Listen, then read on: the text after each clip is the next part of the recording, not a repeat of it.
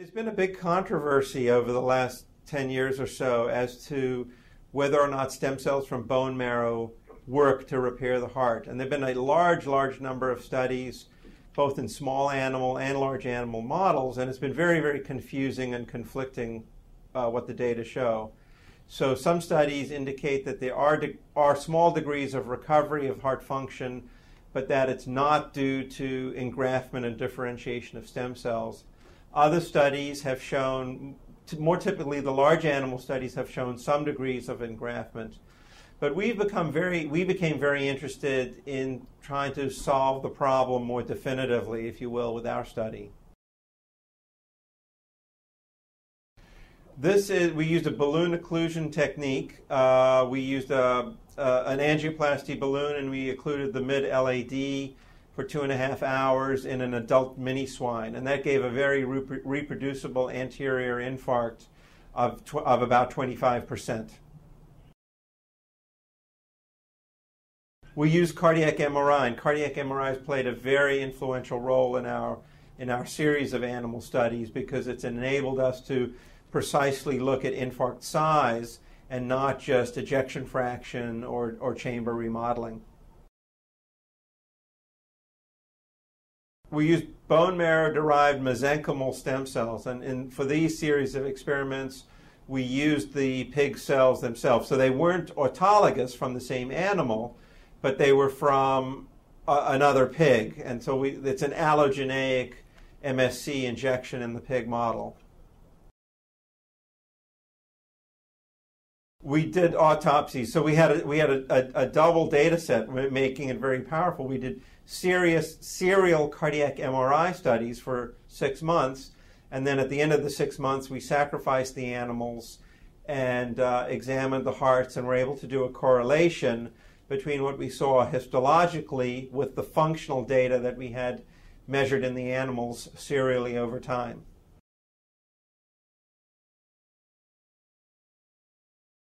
So we compared a cell injection group to several controls, and one of the controls was conditioned medium in which mesenchymal stem cells had grown. So we had cells, conditioned medium, no injection control, and another placebo. So we had several different controls, but we were able to inject paracrine factors to use as a comparator.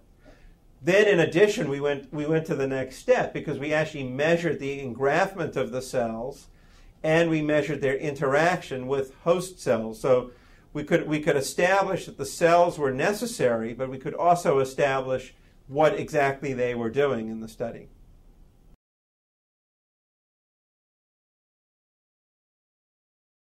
Yeah, so the mesenchymal stem cells are a c-KIT negative, and the prototypic endogenous cardiac stem cell is a c-KIT positive cell.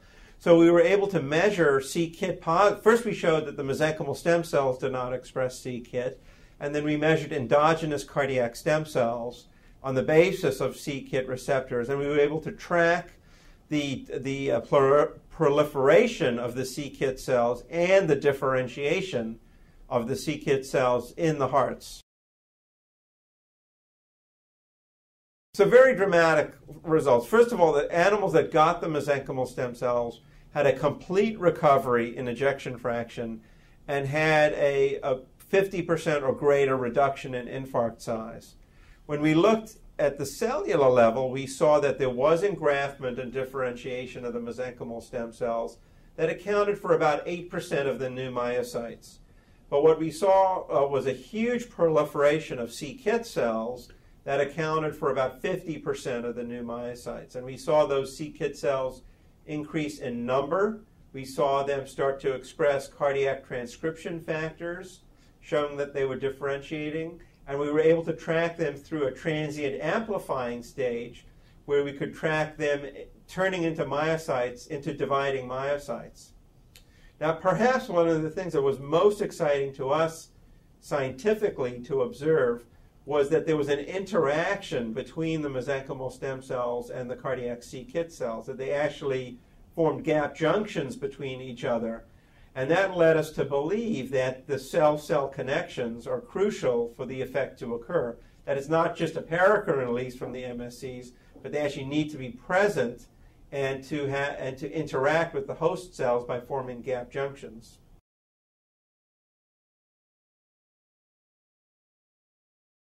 It correlates very nicely with a finding we have from our clinical trial that we published last December.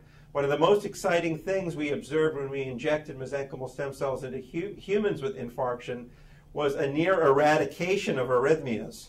It was unbelievable because everybody had been concerned about proarrhythmia with stem cells, and yet we saw about a 90% reduction in ventricular tachycardia episodes in the cell-treated group. So we don't have direct proof electrically, but it would lead us to believe that the cells are antiarrhythmic and therefore conduct through the gap junctions. So there's no approved device now, but there are several experimental ones, and different companies have candidate injection systems. The one that we have used several of them in our program here. We've used a device made by Boston Scientific that they've stopped making. We like very much a catheter made by a company called Myocardial, which has a helical needle at its tip. Johnson & Johnson is also in the business, and they have a unit called BDS. And the BDS unit makes a catheter that's got a guidance system called the NOGA mapping system. So there's a lot of interest in this in device manufacturing.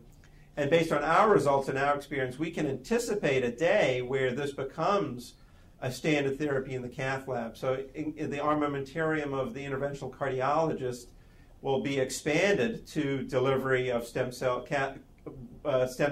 delivery of via catheter. And that's very exciting because we've shown that it's feasible, doable, and successful. And we've shown that in the animal model we've just talked about. And we also have an ongoing experience with humans. So these are very nice catheter systems that can be introduced into the ventricle in a retrograde fashion, through a femoral arterial approach, just as if you were doing a ventricular tachycardia ablation or measuring a ventriculogram. So the interventionalist can introduce the catheter into the ventricle, and by using a variety of strategies, target where exactly in the ventricle they want to deliver the cells.